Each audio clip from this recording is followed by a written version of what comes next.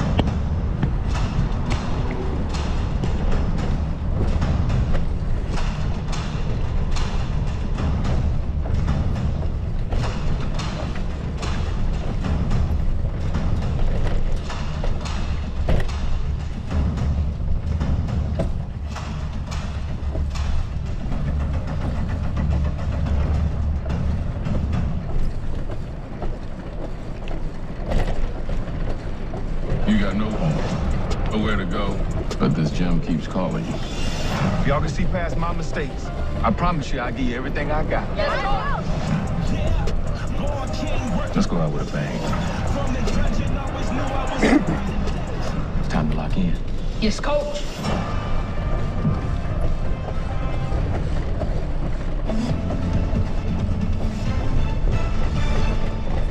Singer Ariana Grande says she is taking a break and stepping away from the spotlight once her tour wraps in September.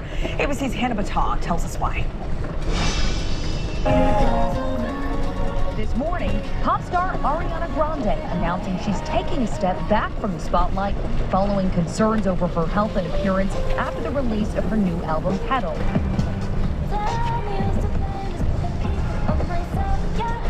representative for the singer telling ABC News she'll be taking a break after her Eternal Sunshine tour wraps in London September 1st. Writing, she looks forward to finishing the tour and ending it on a high note, both healthily and happily, and then taking a much-deserved break from public-facing work and appearances, which has led to endless ongoing public scrutiny.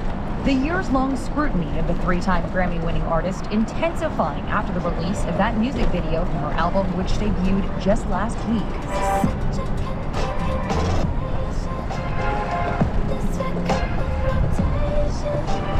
Fans expressing concern across social media. Grande has long defended herself against criticism of her looks. In 2023, addressing comments she appeared unhealthy and too skinny compared to old photos in a post made on TikTok. I think we should be gentler and less comfortable commenting on people's bodies. At the time, while filming Wicked Part 1, Grande told fans that the body they'd been comparing her to was the unhealthiest version of herself. I was on a lot of antidepressants and drinking on them and eating poorly, and at the lowest point of my life when I looked the way you consider my healthy. Then in 2024, Grande going on to hit back on comments about her appearance in her hit song, Yes and? My face is simple, I don't even disguise. Don't comment on my body to no reply. A source close to the singer adding she performs a very physical show and there's a lot of athleticism involved. She performs healthily and successfully at a very high level night after night. Grande is also postponing her next project, appearing on the London stage with her Wicked co-star Jonathan Bailey. But she will still be appearing in the upcoming movie Focker-in-Law alongside Ben Stiller and Robert De Niro, which comes out the day before Thanksgiving. So her fans will get a chance to see her in the fall. All right, we wish her well. Thank you, Hannah. I'm Stephanie Ramos. The news never stops, and neither do we. Kira Phillips has a lot more news after the break. A free gift from my Medicare number. Dad, come on. I know this is fraud. Never accept gifts from your Medicare number. And get wise to Medicare fraud. Learn more at medicare.gov/fraud.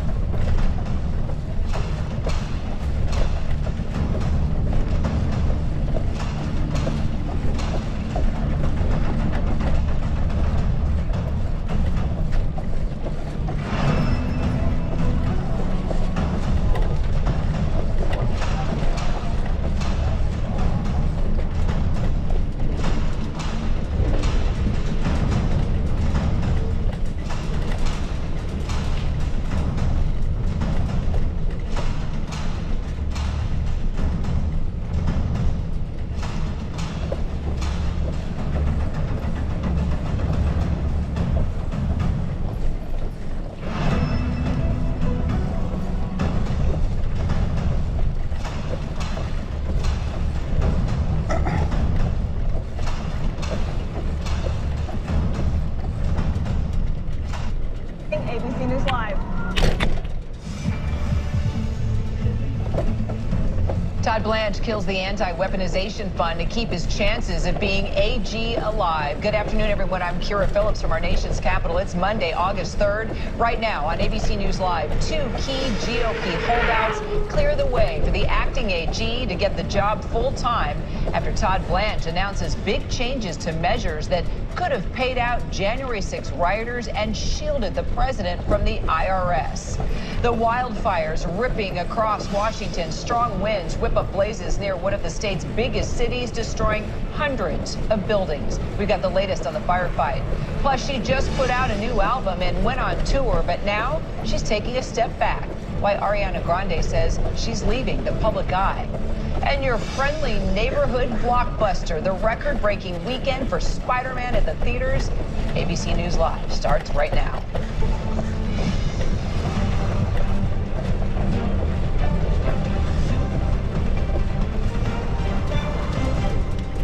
President Trump's $1.8 billion fund is dead, but his nomination of AG Todd Blanche is still very much alive. Senators John Cornyn and Tom Tillis, two Republican holdouts, back on board with Blanche. That agreement coming after Blanche formally rescinded the so-called anti-weaponization fund and clarified additional language that would have shielded Trump and his family from further IRS audits. In a statement, the senators say, "We are pleased that the Department of Justice has issued a formal order terminating the anti-weaponization fund, addressing concerns that multiple of our Republican colleagues share." Congressional correspondent Jay O'Brien is here with me on set for more.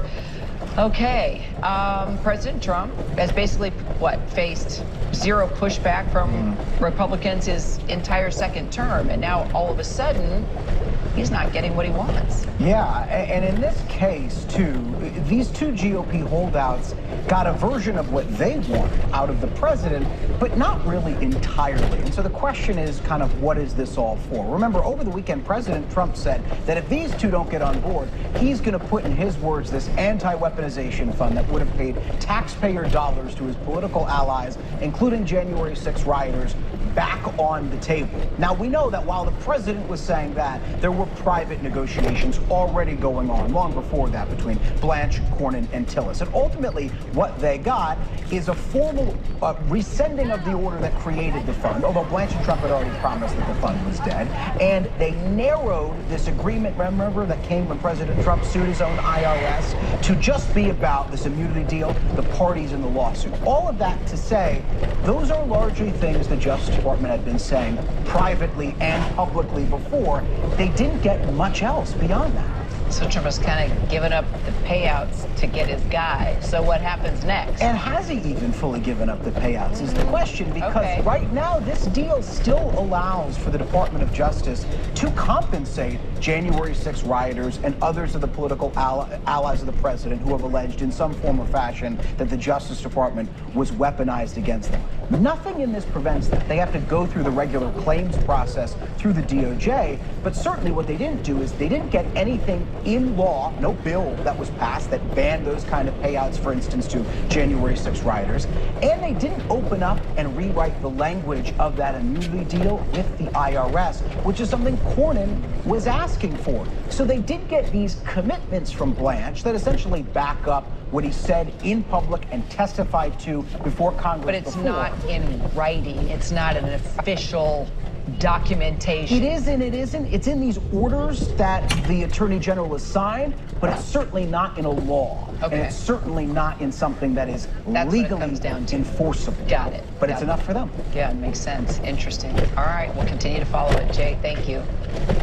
All right, well, let's talk about those devastating wildfires out west now. It's burning a path of destruction across Spokane, Washington. Strong winds combined with extremely dry conditions igniting 3 major fires over the weekend. Authorities calling it the Spokane Complex Fire. No deaths or injuries have been confirmed so far, but at least 600 structures have burned, and that has included a lot of homes. The Federal Emergency Management Agency now authorizing federal funds to battle the fires. Our Alex Stone is there.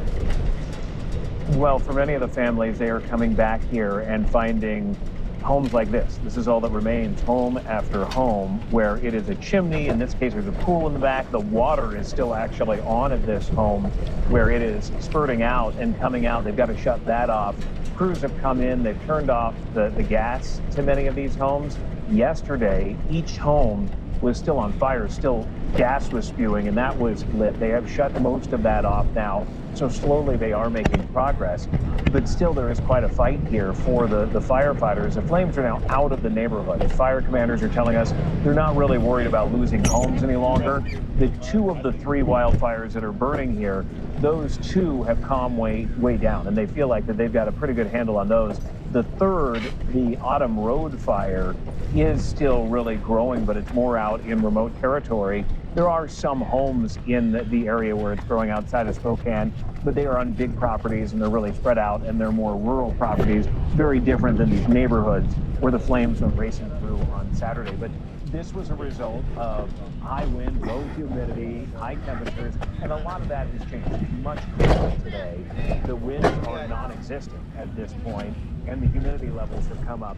And fire commanders are telling us they believe they have a window from today until about Friday or Saturday where conditions are going to be pretty good, and that they are going to use this window to try to gain more containment around the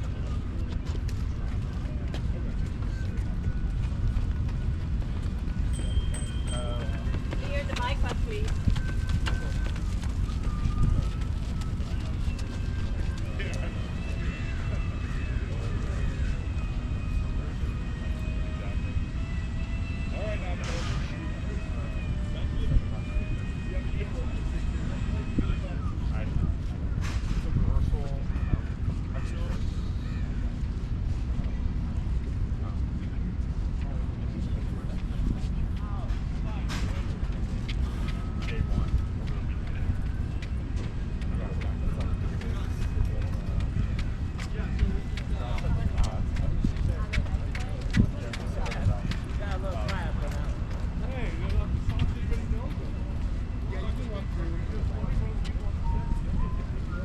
fires and control of the fires within that containment line. Plumes of smoke for Seattle, Portland, Pendleton, Boise, Idaho Falls through Tuesday afternoon, in fact. So it seems as though the farther east you go, that's where we're starting to see conditions deteriorate and an increased chance for wildfires in the coming days. Meanwhile, we are tracking rain, Kira, on the East Coast. It's there where we have flood watches in place. Anyone in green, you have a flood watch in place. That includes Philadelphia, parts of Pennsylvania, northern New Jersey. Where you're seeing the deeper red color, I know that the radar's superimposed, so it's a little difficult to note, but you can see we have a flash flood warning for central New Jersey right on into New England. So a lot going on from coast to coast, Kira. All right, appreciate you. Thank you, Samara. Well, they opened fire just outside an In-N-Out burger restaurant until a hero appeared to stop the shooting. Now we've got new details on what led to 3 people losing their lives in Twin Falls, Idaho. 7 people were also injured after that gunman opened fire. Police telling us now that the 24-year-old shooter died from a self-inflicted gunshot wound while they continue to investigate a motive. Our Trevor Olt is on the scene with more. An off-duty state trooper and an armed citizen seen in this video returning fire as a gunman went on a shooting rampage at an Idaho In-N-Out restaurant, being hailed as heroes. What's happening? What happened? What's happening? The first 911 calls coming in Saturday afternoon. Reports of multiple people down. Hundreds of people in this crowded shopping center running for their lives. Everybody's running. Video shows Jordan Salinas, the citizen who returned fire, taking on the shooter and likely saving lives. We believe their actions helped drive the suspect away from the scene, preventing further casualties. The 35-year-old tells the Idaho Statesman he had just pulled into the parking lot when he heard the gunfire. He said he felt no fear, adding, quote, "There's a task that needs to be done, and we're the ones who need to do it." He said the gunman did not like it when bullets started firing both ways. 3 people were killed, 7 others injured, 2 are in critical condition. Lindsay Tangy heard the gunshots. It was just mass chaos. The attention was everybody running from In-N-Out. She found several victims, including her friend Terry Dudley, a taxi driver and Army veteran who'd been shot in his car. I walked over and Terry was in his front seat, still conscious at the moment, but not really able to communicate. Police have now identified the shooter as 24-year-old Chad Williams. He died at the scene from a self-inflicted gunshot wound. That In-N-Out had opened just a week before, drawing massive crowds. The company says one of the workers is among the dead, saying she was taking care of our most important asset, our customers. The shooter took the precious lives of our associate and customers, innocent people who never saw it coming.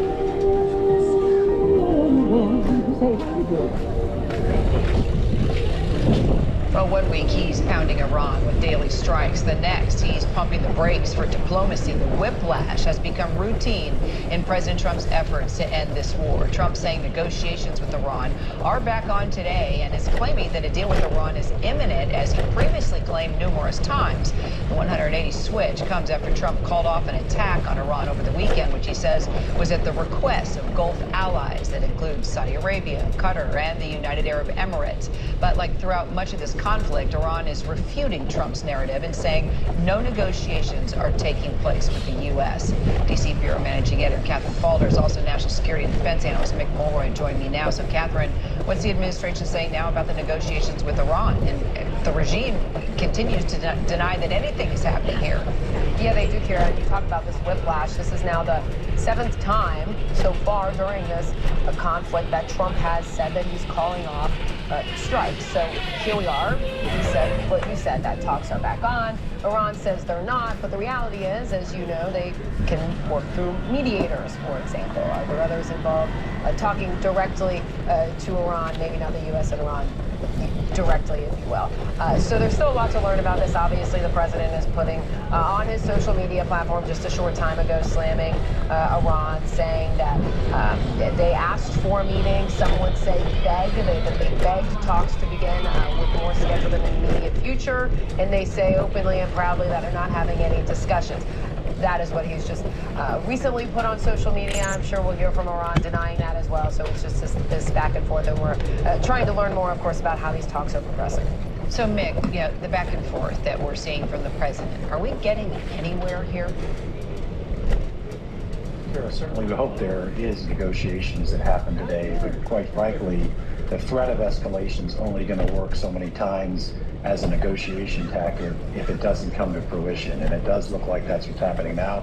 We'll find out whether these negotiations do happen and whether we can get into an agreement that is certainly better understood than the memorandum of understanding, which was anything but an understanding.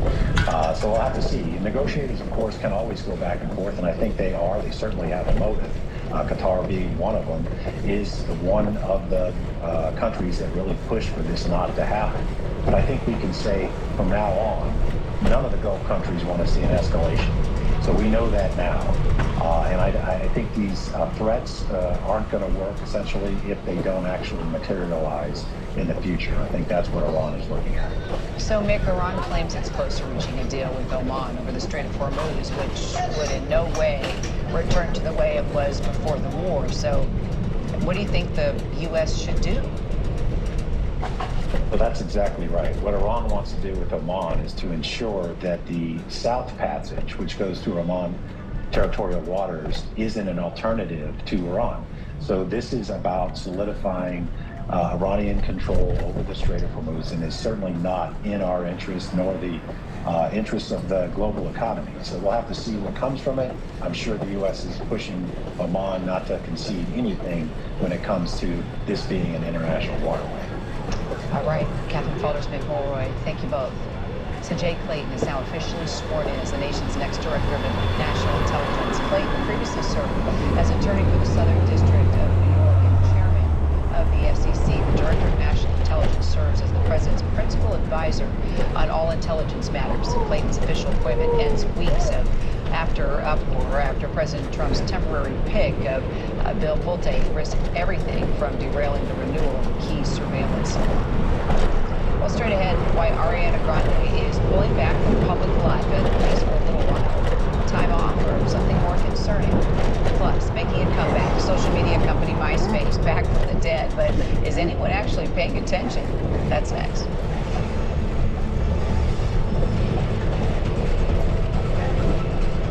Wheels for Wishes has donated more than $200 million